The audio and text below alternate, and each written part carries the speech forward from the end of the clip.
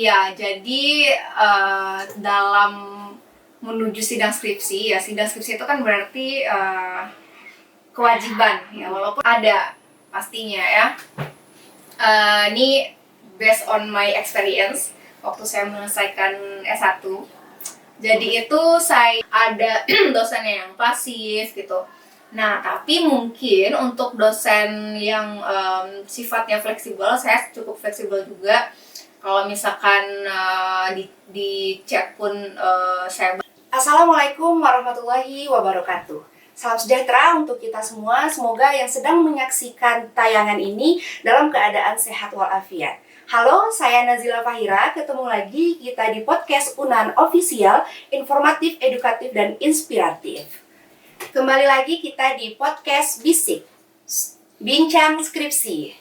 Kembali lagi dengan saya, Nazila Fahira. Nah, saat ini saya tidak sendiri dan saya ditemani oleh pemateri hebat kita, yaitu Ibu Indahsari Rahmaindi SOS MA, yang merupakan dosen sosiologi UNAN dengan bidang kepakaran masyarakat digital dan anak muda, serta Ketua Umum Mata Garuda LPDP 2022 sampai 2025 dan konsultan sosial bidang Gen Z Muslim Indonesia dan Malaysia di Guide Point, Singapura. Halo Ibu Indah, apa kabar? Halo Zila, apa kabar semuanya?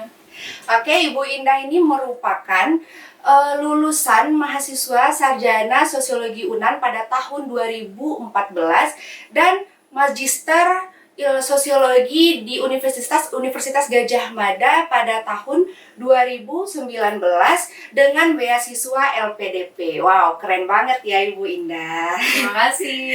Iya, oke, pada kali ini Bisik kita ini membahas tentang sidang skripsi no revisi, ini jurus ampuhnya. Oke, langsung aja ya Bu Indah. Menurut Bu Indah, sidang skripsi itu apa sih? Sidang skripsi itu adalah tuntutan seorang mahasiswa ketika ingin mendapatkan degree S1 ya.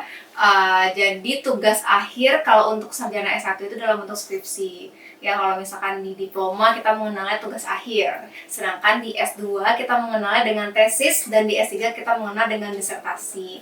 Nah, jadi di skripsi ini hendaknya mahasiswa itu memiliki kemampuan untuk mengaplikasikan teori yang sudah dipelajari itu ke dalam masalah yang ditemui gitu. Kalau misalkan sosiologi berarti teori yang sudah dipelajari selama kurang lebih 4 tahun.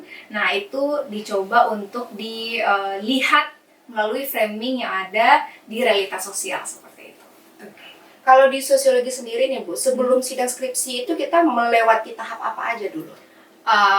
Iya, jadi dalam menuju sidang skripsi, ya sidang skripsi itu kan berarti kewajiban, ya walaupun misalnya ada mahasiswa yang kalau misalkan kita itu sudah menguasai perkuliahan, kita sudah tahu teori, bisa nggak kita lulus sarjana sosiologi tanpa harus melewati 4 tahun? Nah, jawabannya nggak bisa, karena itu adalah suatu rentetan yang perlu kita lakukan dari awal sampai akhir gitu. Nah, jadi kalau misalkan kita nggak skripsian, ya kita nggak bakalan bisa dapat SOS gitu loh. Seperti itu. Nah, bedanya sendiri nih, sidang skripsi dengan ujian komprehensif dan seminar hasil itu apa, Bu? Jadi kalau untuk ujian komprehensif itu sebenarnya komprehensif itu kan artinya mencakup keseluruhan.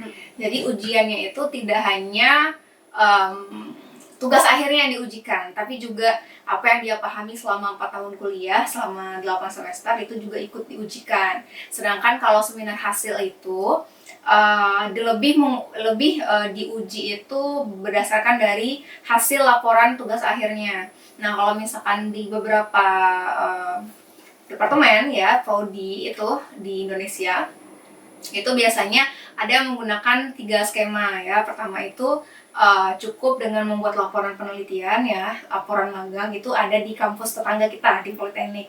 Yang kedua itu jalurnya dua saja, jadi setelah seminar proposal yaitu rancangan penelitian yang didengarkan oleh penguji dan pembimbing, dan setelah itu ketika mereka sudah selesai melakukan penelitian lapangan dan menuliskan skripsinya, lalu kemudian diujikan kembali apakah skripsi itu sudah sesuai dengan prosedural dan kemudian sudah di framing menggunakan konsep sosiologi, perspektif sosiologi, dan mereka sudah mampu untuk melaksanakan itu, maka mereka sudah bisa mendapatkan gelar sarjana.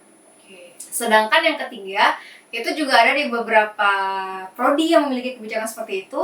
Jadi setelah seminar proposal, rancangan penelitian yang selesai, lalu kemudian mereka telah selesai melakukan penelitian, nah diadakan seminar hasil untuk menguji hasil penelitiannya, dan kemudian setelah itu baru mereka mendaftarkan ke ujian komprehensif yang benar-benar mereka diuji baik itu di hasil penelitiannya maupun apa yang mereka temui selama 4 tahun perkuliahan. Jadi kalau di ujian komprehensif menurut hemat saya di sana banyak diskusi dengan penguji tentang teori, metodologi, dan pengetahuan-pengetahuan lainnya yang mereka dapatkan selama 4 semester seperti itu. Oke. Supaya mahasiswa memahami esensi dari sidang skripsi ini dan tidak salah memahami, jadi apa sih Bu tujuan esensial dari sidang skripsi itu? Iya. Tujuan esensialnya tentu adalah sebagai salah satu legitimasi mahasiswa ini sah dianggap sebagai sarjana sosiologi. Nah, tentu ada semacam justifikasi yang diberikan oleh dosen penguji sebagai pemegang otoritas ya dalam tanda kutip gitu, untuk mengujikan tugas yang telah diberikan seperti itu. Nah, jadi kalau misalkan tidak ada sidang skripsi, apakah kita bisa menjadi sarjana sosiologi? Pertanyaan itu debatable ya, banyak sekali perdebatan karena semakin kesini kebijakan itu selalu berubah, pemerintah selalu memberikan hal yang terbaik untuk mahasiswa, bahkan kalau kita berkaca di luar negeri itu banyak juga kampus yang tidak menyelenggarakan skripsi sebagai salah satu prasyarat untuk ujian akhir. Dan di tingkat S2 itu di daerah Eropa ya, di daerah Amerika dan Malaysia itu mereka itu sistemnya itu by riset aja. Jadi tugas untuk S2 itu biasanya mereka hanya perlu membuat satu paper lalu kemudian mereka lulus gitu loh. Nah, kalau misalkan tidak ada sidang skripsi mungkin saja itu permulaan yang bagus, tapi dengan catatan apakah memang mahasiswa ini bisa kita ukur kemampuannya untuk bisa menjadi seorang sosiolog, baik itu sebagai seorang peneliti atau asisten peneliti gitu. Jadi menurut saya relevansi dengan zaman sekarang, apalagi dengan ilmu sosial yang dibutuhkan kemampuan menulis, membaca dan menganalisis masalah-masalah sosiologis yang terjadi, sepertinya sidang skripsi itu sebagai prasyarat lulus itu masih sangat penting dan signifikan. Nah, persiapan apa yang harusnya disiapkan oleh mahasiswa ini ketika hendak menuju sidang skripsi, Bu? Iya, persiapan ini berarti sangat fleksibel ya. Dimulai dari kita menjaga kesehatan, karena kebanyakan yang saya lihat dan saya juga pernah S1 dulu ya, itu kita sebenarnya nggak beda jauh umurnya, walaupun udah beda jauh juga ya. Kayaknya saya mengalami itu sekitar 8 tahun yang lalu gitu ya. Kebanyakan proses menuju esos itu sangat berat gitu, belum lagi pasti ada tekanan dari orang tua ya, apalagi nih kamu temennya udah esos kami belum gitu. Dan kemudian ada tekanan dari lingkungan sekitar ya, apakah nanti itu akan mempengaruhi dari hasil penelitiannya, apakah si mahasiswa memilih untuk cepat lulus untuk menyenangkan hati orang tuanya atau untuk menyenangkan dirinya, atau mereka memilih untuk menunda itu karena merasa hasil penelitiannya belum cukup layak untuk maju. Nah, itu dua hal yang berbeda gitu loh. Nah, jadi justru ini juga menjadi catatan penting bagi kita ya, seberapa penting bagi kita skripsi itu. Nah, kalau misalkan kita hanya menganggap bahwasanya skripsi sebagai salah satu jalan kita untuk mendapatkan ijazah, nah ini beda lagi. Tapi kalau misalkan kita emang bersungguh-sungguh untuk melaksanakan itu sebagai seorang anak yang akan lahir gitu loh. Jadi ini salah satu karya tulis kita yang pernah kita ciptakan sebagai seorang sarjana, itu berbeda lagi. Nah, jadi kedepannya saya rasa untuk bisa mendapatkan skripsi yang layak itu kita butuh performa yang bagus, mental yang sehat, kesehatan jangan lupa, dan support system dari banyak pihak. Terus itu faktornya faktor eksternal ya. Faktor keduanya mungkin lebih kepada ketekunan ya, kecermatan, Jadi kalau misalkan kita tidak tekun, tidak cermat, nah itu juga mempengaruhi. Dan ini rahasia ya. Jadi banyak orang yang tidak tahu bahwasanya bagaimana cara kita menyelesaikan tugas akhir itu merefleksikan diri kita sendiri. Apakah kita itu sebagai orang yang bertanggung jawab untuk diri sendiri maupun keluarga, atau kita itu sebenarnya belum cukup mampu untuk mengemban tanggung jawab. Kenapa saya katakan seperti itu? Proses di sosiologi itu kan kita menghargai proses ya, kita tidak menghargai hasil. Maksudnya kita menghargai hasil, tapi itu di setelah proses gitu. Nah jadi kadang orang hanya menganggap bahwasanya skripsi itu yang dilihat adalah hasilnya, sedangkan lesson learn yang paling penting dalam menulis skripsi itu adalah proses kita menyelesaikan skripsi. Karena itu membutuhkan waktu yang sangat panjang, tenaga yang cukup habis, spirit yang kadang naik turun, yang fluktuatif, itu membuat orang tidak sabar gitu loh. Dan kemudian ketika dia buka skripsinya 1 minggu ya, kemudian 1 minggu lagi hilang, 1 minggu lagi mungkin patah hati, 1 bulan kemudian gak dibuka, ada tawaran pekerjaan magang dari teman, akhirnya skripsinya hilang gitu ya, atau misalnya flash disknya tiba-tiba nggak tahu hilang di mana gitu. Itu kan sebenarnya merefleksikan tanggung jawab kita. Jadi kalau misalkan kita sudah berhasil untuk melewati itu, sudah berhasil berdamai dengan permasalahan kecerobohan, masalah ketekunan, masalah disiplin, saya rasa ini adalah permulaan awal bagi seorang anak muda untuk bisa mengemban tanggung jawab yang lain. Jadi kalau misalkan ada yang mendapatkan ujian ya, itu kan beda-beda ya. Misalnya di saat dia menyusun skripsi, tapi ternyata tiba-tiba misalnya dosennya anak kucingnya meninggal gitu ya, tiba-tiba ngilang gitu, atau misalnya tiba-tiba diputusin pacar gitu ya, atau misalnya masalahnya tiba-tiba, mohon maaf ya, malangnya misalnya kehilangan orang tua gitu. Nah itu adalah bagian dari proses dan setiap orang mengalami hal itu ya. Jadi tidak ada orang yang dalam proses menulis skripsi itu mulus menurut saya. Ada yang diuji oleh keluarganya, ada yang diuji oleh lingkungannya, ada yang diuji oleh dosennya sendiri. Nah tergantung dari kita milihnya yang mana. Kita berhak untuk memilih kita itu diuji di bidang apa. Dan kalau misalkan kita ingin berdamai dengan keadaan itu, ya kita harus refleksikan lagi ke diri kita itu masalahnya di mana dan apa yang bermasalah dari diri kita. Kalau misalkan saya tuh orang pelupa, masya Allah itu pelupa ya. Jadi caranya seperti apa? Saya buat di kalender atau misalnya di notes. Nah di situ bimbingannya hari apa? Misalnya Senin.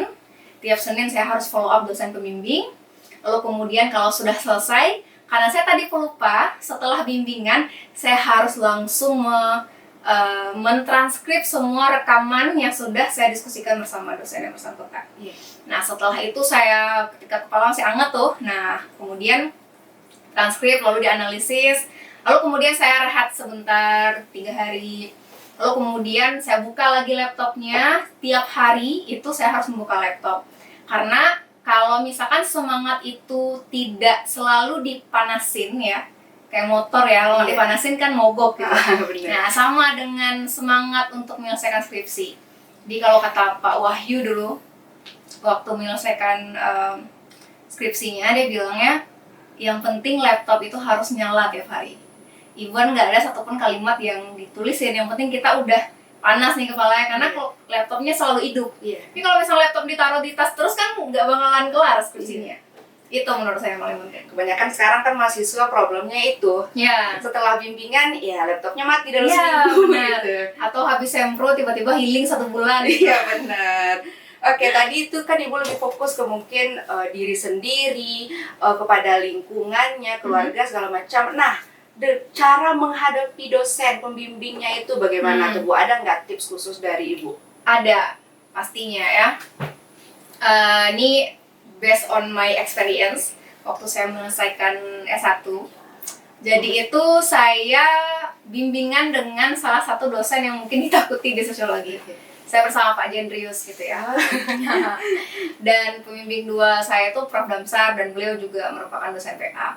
Tapi karena semua dosen pasti memiliki kesibukan, lalu kemudian memiliki keterbatasan, Seperti Prof. Damsar itu karena tidak tinggal di Padang, jadi saya tidak terlalu aktif komunikasinya secara physically. Yang kemudian saya memilih Pak Jendrius sebagai pembimbing 1. Itu saya pilih sendiri karena menurut saya beliau itu sangat cocok concernnya di bidang anak dan keluarga. Saya waktu itu skripsi S1-nya mengenai masalah keluarga. Seperti itu. Dan waktu itu beliau merupakan ketua departemen. Dia pasti sangat sibuk. Dan beliau juga menjabat di beberapa organisasi di luar gitu. Nah, cara yang saya lakukan adalah saya selalu datang memperlihatkan muka saya di depan departemen. Jadi beliau akan merasa ketar-ketar sendiri, proposalnya belum dibaca. Tapi saya nggak bilang kalau misalkan, Pak udah selesai belum Pak revisinya? Nggak, saya nggak gitu ya. Tapi saya datang aja, saya selalu dari pagi sampai sore saya selalu memunculkan muka gitu. Sampai beliau secara psikologis juga Merasa dihantui, feeling guilty gitu ya. Lalu kemudian saya diajak riset ya, mau nggak riset ke Pariaman. Lalu di perjalanan saya juga, Pak ini gimana, bisa nggak kira-kira maju ke skripsi gitu. Bapak belum punya waktu ya buat baca gitu. Ya udah Pak, kalau belum punya waktu nggak apa-apa, nanti Indah tunggu aja gitu kan. Pokoknya kita selalu perlihatkan kepada dosen itu bahwa kita sudah siap gitu. Pun waktu itu beliau belum membaca semuanya, tapi beliau bilang ya kalau misalkan saya belum baca semuanya, tapi kalau misalkan kamu emang mau maju skripsi rasanya siap, ya udah silahkan. Dia saya saya siap untuk maju. Kemudian saya maju di skripsi gitu. Berarti cuma dengan keberanian. Iya, dengan keberanian, karena waktu itu saya rasa waktu seminar proposal juga kita sudah mempersiapkan dengan baik gitu ya. Dan kemudian penguji pun juga waktu itu apresiatif dengan proposal, karena balik lagi, karena ini tergantung passion ya, kita passionnya di mana. Karena dari dulu kita semua beda-beda gitu loh. Kalau misalnya ada di sini yang masih merasa menulis dan membaca bukan menjadi passionnya, ya berarti kita harus memulai membiasakan itu, karena kita sebagai orang sosiologi gitu. Jadi waktu saya menuliskan proposal itu juga sudah diisi dengan semua kemampuan semaksimal mungkin. Tidak ada kalimat yang typo. Bagaimana sih sebenarnya proposal yang baik? Bukan proposal yang meniru kakak tingkatnya. Tapi proposal yang memang sesuai dengan buku pedoman itu seperti apa.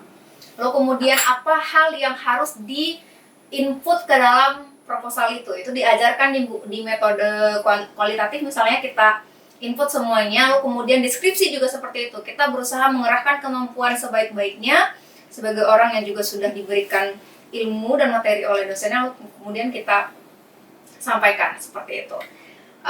Itu yang pertama ya, panjang gitu ya. Yang kedua, mungkin menurut saya cara menghadapinya adalah kita itu harus paham bahwasannya dosen itu adalah profesi yang sangat berat ya. Dosen itu punya banyak sekali kewajiban ya. Jadi kewajiban mengajar itu adalah salah satu kewajiban. Ada 2 lagi kewajiban gitu. Jadi silahkan kita lihat baik itu aktivitas di fakultas maupun di departemen atau aktivitas secara eksternal, dosen pembimbing kita ini itu lagi sibuk di mana. Jadi kalau misalkan beliau misalnya nih, tiba-tiba bulan depan liburan gitu. Nah, kapan kira-kira beliau akan pulang? Atau misalnya ada acara konferensi gitu. Nah, kita harus bisa untuk mencuri waktu di situ dan kemudian tanya kapan lagi kita bisa konsultasi. Jadi saya sangat senang kalau ada mahasiswa yang mau konsultasi. Kemudian dia tanya kapan lagi saya bisa menemui ibu gitu. Saya langsung bilang, oh bisa minggu depan. Atau malah saya yang memberikan timeline. Ini harus diselesaikan dalam waktu 1 minggu. Bawa lagi ke sini gitu. Nah, tapi kan kebanyakan masalah interaksi dosen dan mahasiswa ini kan dinamis ya. Jadi mungkin ada yang kesulitan berkomunikasi, ada dosennya yang pasif gitu. Nah, tapi mungkin untuk dosen yang sifatnya fleksibel, saya cukup fleksibel juga. Kalau misalkan di chat pun saya balasnya, di chat pun tengah malam saya nggak masalah. Toh saya juga belum baca. Kalau misalkan belum saya belum balas, saya udah bilang chat aja nggak apa-apa sebanyak-banyaknya sampai saya notice atau apa seperti itu. Nah itu kan kita mengenali dosennya seperti apa. Iya, bagaimana Mungkin tipikalnya. benar, kalau misalkan dosen A mungkin beda-beda seperti itu. Mungkin saja di waktu libur nggak boleh diganggu gitu. Iya, Ada yang ada seperti dosen itu. seperti itu. Nah kalau misalkan saya, ya saya nggak masalah gitu, selagi saya tahu ada chatnya, ya nggak masalah gitu. Atau misalnya ada dosen yang lebih suka bimbingannya itu di print out. Iya. Sedangkan kalau saya lebih suka kalau misalkan naskahnya itu diberikan secara soft file. Karena pertama kertasnya cepat habis. Iya. Kedua lingkungannya rusak. Yang ketiga mahasiswanya menjadi, kan banyak dari yang kurang mampu ya. Iya. Jadi banyak uang habis untuk mengkonsumsi kertas seperti itu. Nah, balik lagi kita mengenali dosennya. Iya. Tapi finally ya, dosen-dosen itu pasti ingin memberikan yang terbaik bagi mahasiswa. Jadi walaupun mungkin Zila menemui dosennya seperti A, Astrid menemui dosennya sifatnya seperti B, selagi Fari seperti C, ya itu nggak masalah. Karena semua orang juga punya proses dan disitulah kita menghadapi manusia sesungguhnya. Iya, benar. Oke, Bu, menurut Ibu sendiri saat kita sidang skripsi nih, gimana caranya agar saat kita sidang skripsi itu, nah setelah itu revisi kita minim? Nah, Oke. Sebenarnya ada skripsi tanpa revisi, ya. Kalau di UGM itu sistemnya, kalau misalkan mau mendapatkan nilai A, ya, ada yang langsung diberikan oleh dosennya, atau kalau misalkan kamu ingin dapat nilai A, syaratnya harus revisi seperti itu.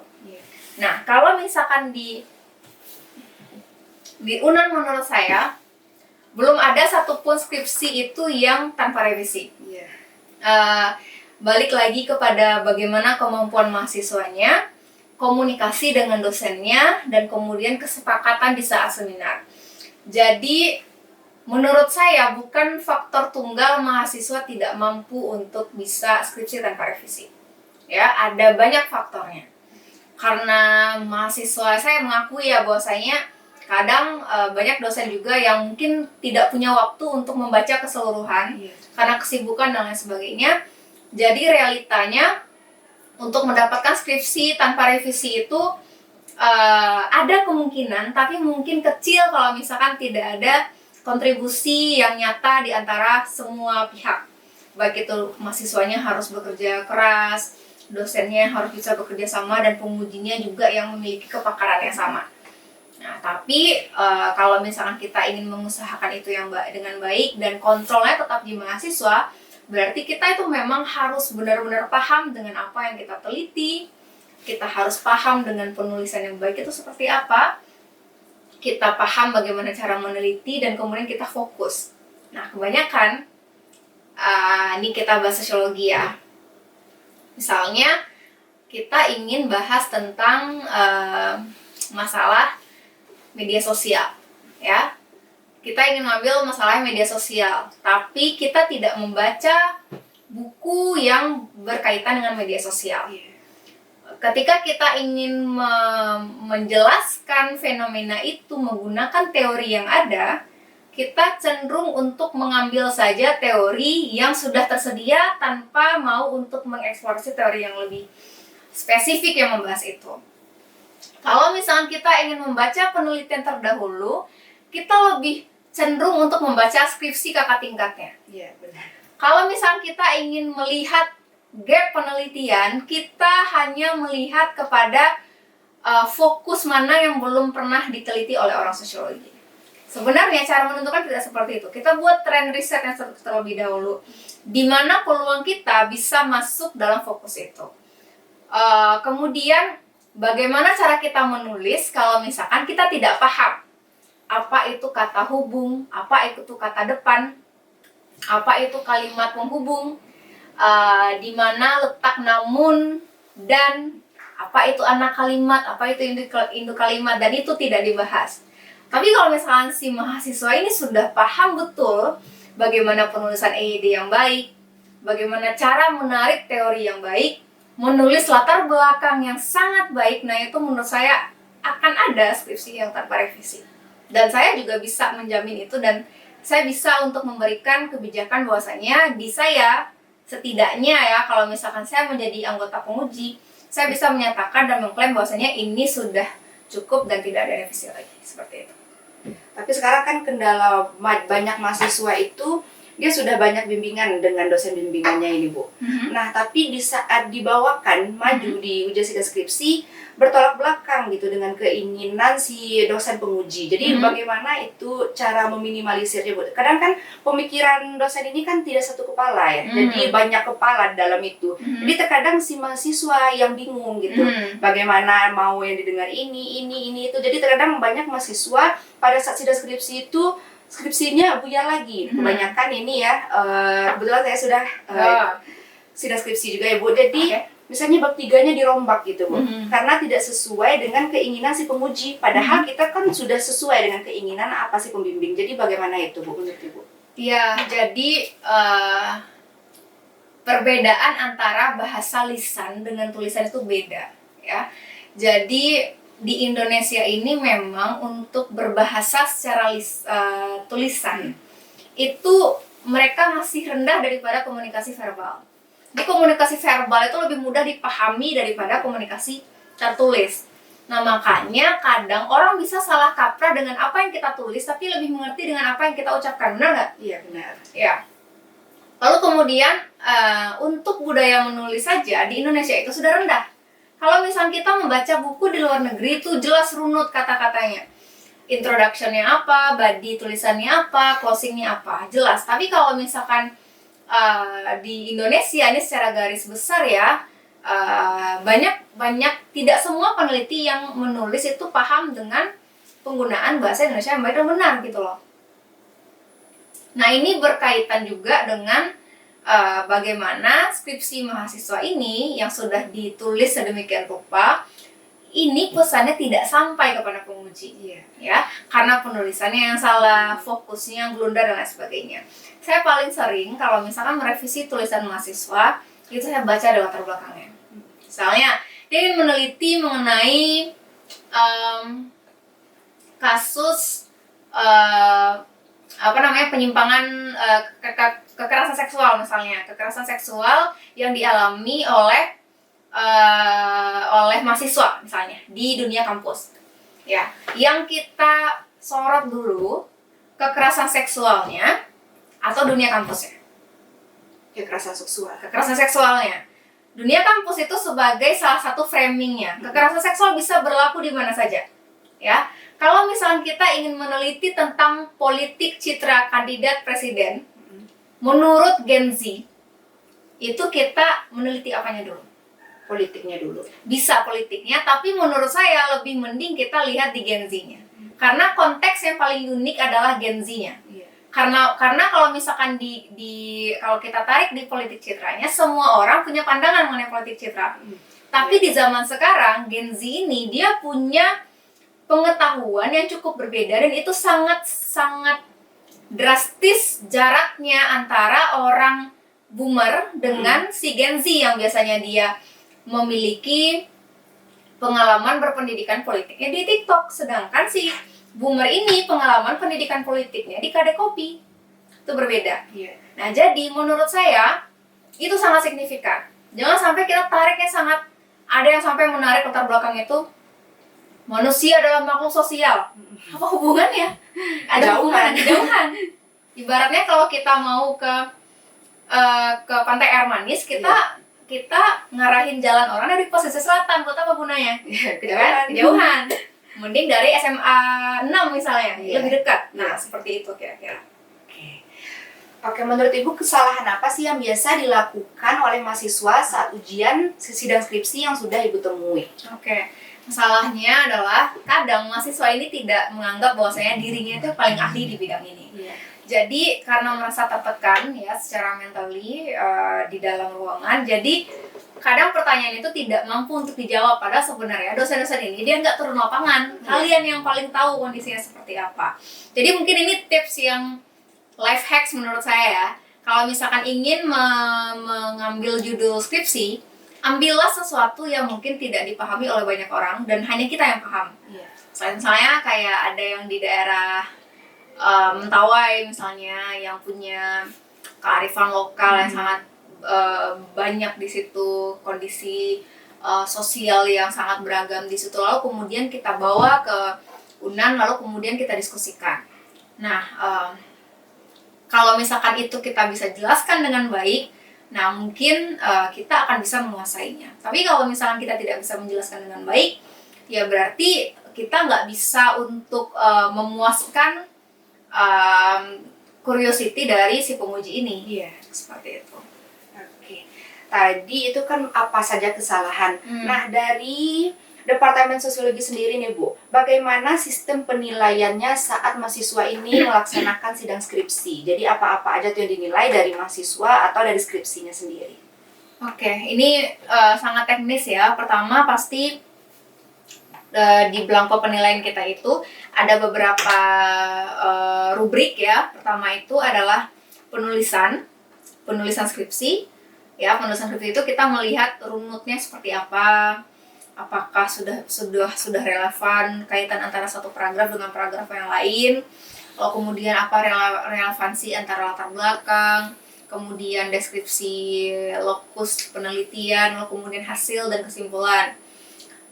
Yang kedua itu ada penguasaan materi. Nah, di sini ketika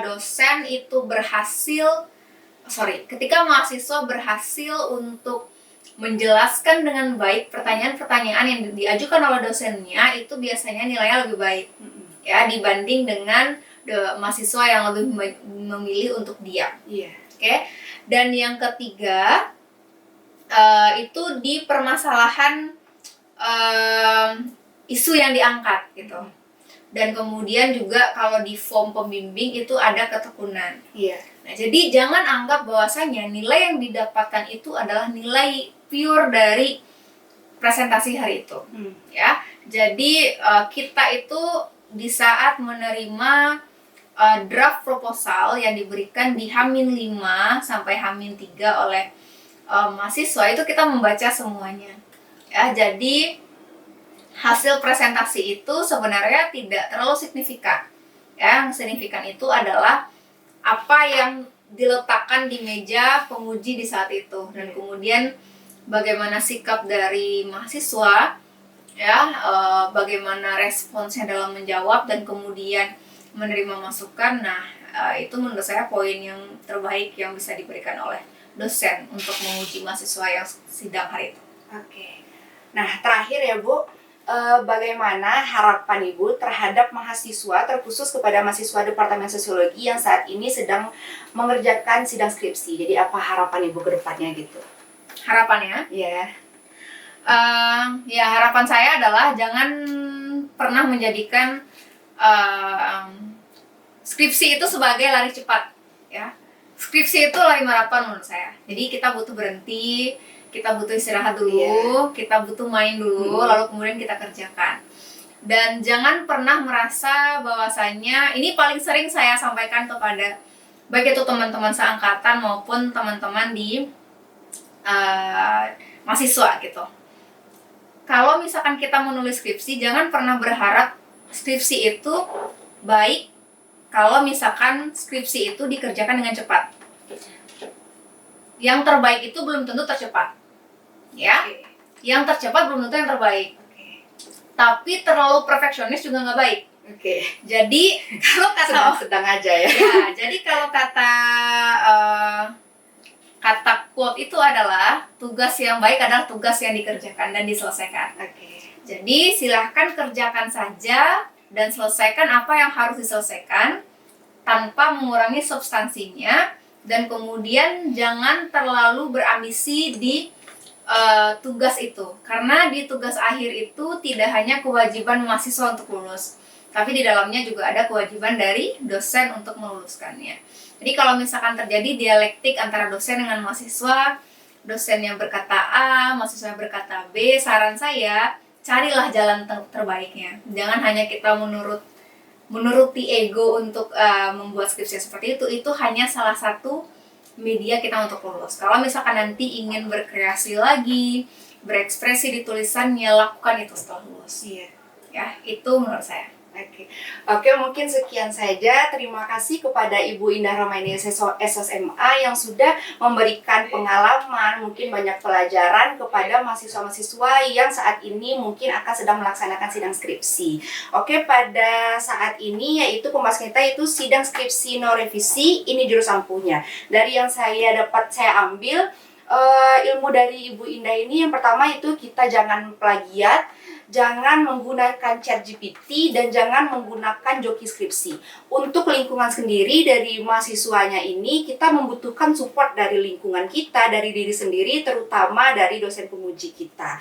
Baik, menurut kata Ibu Indah tadi, kita jangan berharap yang baik itu akan yang cepat itu menjadikan hasil yang baik ya Bu. Oke, mungkin sekian saja dari saya. Apabila banyak kesalahan, saya mohon maaf. Sampai jumpa, salam edukasi untuk kejayaan bangsa. Wassalamualaikum warahmatullahi wabarakatuh. Waalaikumsalam.